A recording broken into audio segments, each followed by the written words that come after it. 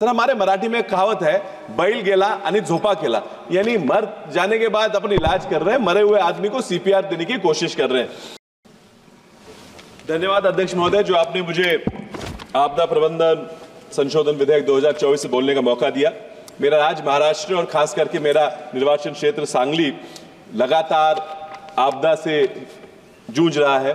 बाढ़ हो, अकाल हो या अतिवृष्टि से होने वाला नुकसान हो, सो इस विधेयक से हम बहुत आशा से देख रहे थे, कुछ इसमें से बहुत होगा, लेकिन दुर्भाग्यपूर्ण बताना चाहता हूं कि थोड़ी निराशा इस विधेयक के बारे में हुई। Sir, the devil lies in the detail. Sir, अगर इस बिल को देखा जाए तो केंद्र सरकार चाहती है कि सारे राज्य हमेशा हाथ फैलाते रहे केंद्र शासन के सामने। सर, क्लॉज 37 में कंपनसेशन, जो मुआवजा, ये लफ्ज निकाल के क्या पीड़ितों का अधिकार निकालने की कोशिश हो रही है, आप बता सकते हैं? सर, स्टेटमेंट्स ऑफ ऑब्जेक्ट्स और रीजंस में कहा है कि सरकार मुआवजा नहीं सिर्फ राहत देती है, तो क्या जिम्मेदारी झटकने की कोशिश सरकार की हो रही है? सर, मेरे निर्वाचन क्षेत्र में बाढ़ के कारण गांव से बाहर निकलने में नाव पलटी होकर 17 लोगों की मौत हुई। इन 17 लोगों के कुटुंब को, परिवारों को क्या राहत दोगे? उन्हें मुआवजे की जरूरत है, क्या मुआवजा देना सरकार का काम नहीं है? सर, अतिवृष्टि के कारण, बादल फूटने के कारण बहुत लोगों के फसलों के नुकसान हुआ है।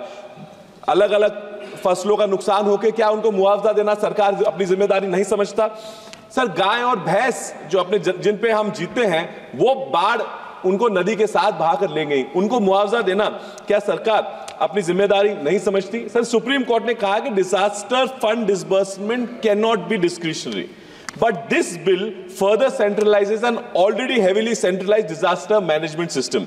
Sir, I appreciate कि आपने अर्बन डिजास्टर मैनेजमेंट अथॉरिटी की स्थापना की है, बहुत अच्छा कदम उठाया, लेकिन इस बिल में शायद जो बाढ़ के कारण है, इंटरस्टेट डैम्स में जो फर्क होते हैं, इंटरस्टेट डैम का कंट्रोल भी अगर आप बिल में ले आते तो बहुत सुविधा हो जाती।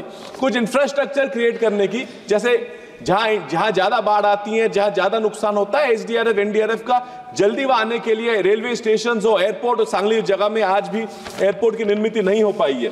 सर, आई बिलीव, अभी भी बहुत लोगों ने बताया, prevention is better than cure, और 15वें वित्त 15th फाइनेंस कमीशन बताया गया कि कम से कम 10% निधि, फीसदी निधि राज्य शासनों ने डिजास्टर के लिए रखना चाहिए। ये सर कॉमन पूल का पैसा है, और कॉमन पूल का पैसा करने के लिए अगर ये आज तक हो जाता तो शायद अपने बहुत फायदा हो जाता। सर, हमारे मराठी में कहावत है, बैल गेला आणि झोपा केला, यानी मर जाने के बाद अपन इलाज कर रहे हैं, मरे हुए आदमी को सीपीआर देने की कोशिश कर रहे हैं।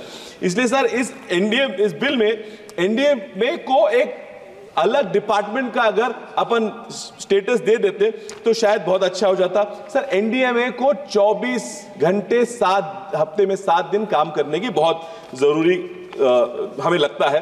सर, यहाँ वाइस चेयरमैन का अगर एक पद निर्माण हो सकता था तो शायद वहां पे स्वतंत्र लीडरशिप वहां अपन निर्माण कर सकते थे। सर, एनडीएमए में 3-4 ही सदस्य काम करते, जो पहले 6-7 सदस्य हो गए सर, ऑलमोस्ट 6-7 सदस्य काम करते थे। इसलिए एनडीए में फाइनेंशियल एडमिनिस्ट्रेटिव पावर तक यहां नहीं दिख रही। अंत में मैं यही कहना चाहूंगा कि इस बिल को रिविजिट किया जाए, इसमें डिजास्टर मैनेजमेंट के लिए जो फ्रेमवर्क तैयार किया जाएगा वो प्रोएक्टिव हो, वो रिएक्टिव ना हो, जाके स्टेट्स, लोकल बॉडीज को थोड़ी एम्पावरमेंट दी जाए। इस बार में इतना कहना चाहूंगा। धन्यवाद अध्यक्ष महोदय।